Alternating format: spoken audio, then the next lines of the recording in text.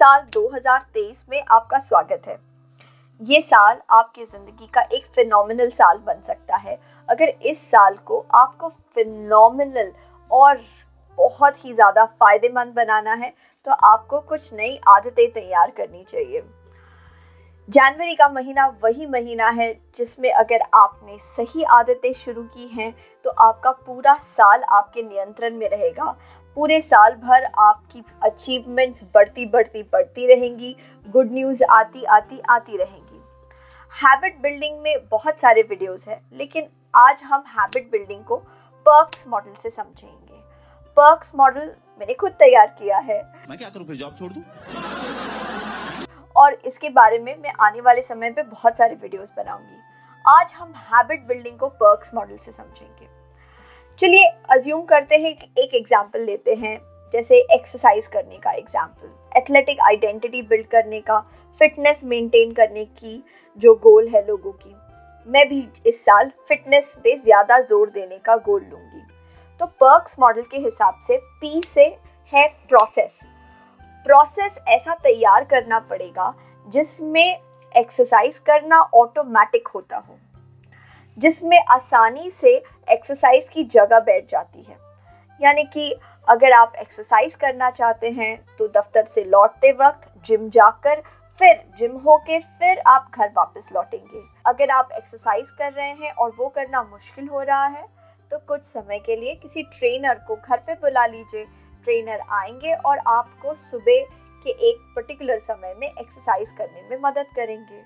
आपको एक ऐसी कम्युनिटी को ज्वाइन कर लेना है जो एक्सरसाइज को महत्व देता है। उनसे जब भी आप बात करेंगे तो फिटनेस को लेके बात होगी, फिजियोथेरेपी को लेके बात होगी, अचीवमेंट्स, रनिंग, मैराथन को लेके बात होगी और ऑटोमेटिकली एक्सरसाइज आपके ज़िंदगी का एक हिस्सा बन जाएगा। प्रोसेस में जब कोई चीज़ पड़ता है तो वो ऑटोमेटिक हो जाता है। जैसे सुबह उठ के ब्रश करना, कुछ भी खाने से पहले ब्रश करना, ये एक प्रोसेस का हिस्सा बन गया है। अब आपको ये याद करने की ज़रूरत नहीं पड़ती, किसी को आके आपको बताने की ज़रूरत नहीं पड़ती कि चलो तुम्हारे मुंह से बदबू आ रही है, जाओ जाके ब्रश करो। आप वो कर ही लेते हैं क्योंकि वो प्रोसेस का हिस्सा है। दूसरा स्टेप है इमोशंस। इस बात को समझिए कि कोई भी व्यवहार तब होता है जब उस व्यवहार को सपोर्ट करने वाला इमोशन होता है। इंसान मन लगा के पढ़ाई कब करता है? जब वो पढ़ाई के लिए मोटिवेटेड हो। इंसान पढ़ाई से दूर कब भागता है? जब उसे वही पढ़ाई बोरिंग लगती है। इंसान किसी के घर के चक्कर कब काटने लगता है? जब वहाँ उस घर में रहने वाला कोई खास व्यक्ति उसे पसंद आता है, उसे देखकर ही उसके दिल की घंटियां बजने लगती है। जब हमारे मन में एक इमोशन होता है तब हम उस इमोशन को मैच करने वाला व्यवहार ही करते हैं। तो अगर हम एक्सरसाइज करना चाहते हैं तो हम अगर टायर्ड फील करेंगे तो कभी एक्सरसाइज नहीं कर पाएंगे। अगर एक्सरसाइज हमें बोरिंग लगेगी तो हम कभी एक्सरसाइज नहीं कर पाएंगे। वो एक्सरसाइज ढूंढिए जो आपको मैच करता हो। हर तरह की एक्सरसाइज हो सकता है आपको मैच नहीं करेगी, लेकिन कुछ ना कुछ तो ज़रूर मैच करेगा। जैसे कि आप शायद रनिंग को महत्व देंगे, या आपके लिए जिम ज़्यादा इंटरेस्टिंग होगा, या स्विमिंग ज़्यादा इंटरेस्टिंग होगा, या पहाड़ चढ़ना, या फिर डांस करना। आपके लिए जो चीज़ सूटेबल है उस चीज़ को आपको ढूंढ के निकालना है, क्योंकि जब आपको एक सही इमोशन मिलेगा वो इमोशन आपसे काम करवाएगा। आप अपने आप से बोल बोल के वो काम नहीं कर पा सकेंगे।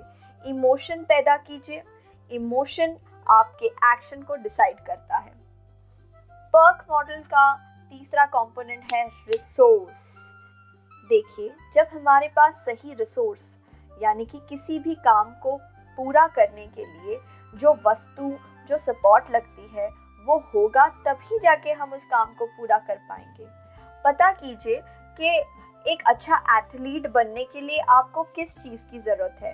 क्या आपको टेनिस खेलना है तो शायद टेनिस से जुड़े सामानों की आपको ज़रूरत है। क्या आपको जिमिंग करनी है तो शायद जिमिंग से जुड़े वेट्स खरीदने की आपको ज़रूरत है। अगर आपको रनर बनना है तो शायद आपको बढ़िया जूते लगेंगे, एक फिटनेस ऐप लगेगा आपके फोन में या आपके घड़ी में। हो सकता है आपको थोड़े समय तक एक कोच की सहायता लेनी चाहिए। कोच भी आपके रिसोर्स पर्सन है जो आपको मदद करेंगे आपके लक्ष्य तक पहुंचने में, जो आपकी मदद करेंगे अपनी जर्नी में शुरुआत करने में। शुरुआत में लोगों का सपोर्ट लेना आपको फायदेमंद रहेगा। एक समय के बाद आप खुद ही मास्टर बन जाएंगे, लेकिन जब तक वो नहीं होता आप हमेशा कोशिश कीजिए कि आप मदद ले, सही रिसोर्सेज को जमा करें, तब जाके आदत बनाना आसान हो जाता है। चौथा पॉइंट है नॉलेज। नॉलेज यानी कि जानकारी। जो भी आदत आप तैयार करना चाहते हैं उसके बारे में ज़्यादा से ज़्यादा जानकारी लीजिए। अगर आप डांस करने वाली हैं तो डांस के बारे में जितनी ज़्यादा जानकारी होती है उसे लीजिए। जब आप जानकारी बढ़ाने लगेंगे तब आपका इंटरेस्ट लेवल बढ़ेगा, तब आपसे गलतियाँ कम होंगी, तब आपको पता होगा कि सिचुएशन को कैसे हैंडल करना है।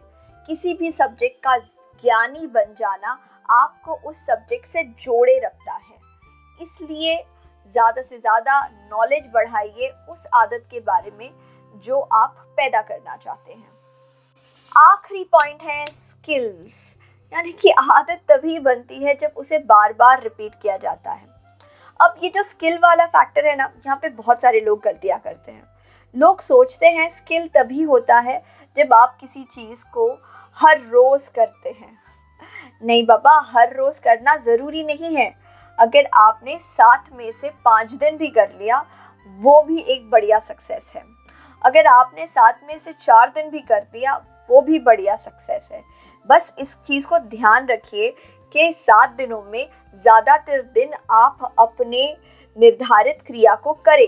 जो भी हैबिट आप बनाने की कोशिश कर रहे हैं उसे 7 दिनों में ज़्यादा से ज़्यादा बार रिपीट कीजिए। आपका ब्रेन किसी भी आदत को बनाने की फ्रीक्वेंसी को देखता है, ये नहीं देखता कि 7 दिन परफेक्ट बनने चाहिए, 7 दिन परफेक्ट जाने चाहिए। ब्रेन बस यही ध्यान में रखता है कि 7 दिनों में कितने दिन इस काम को किया।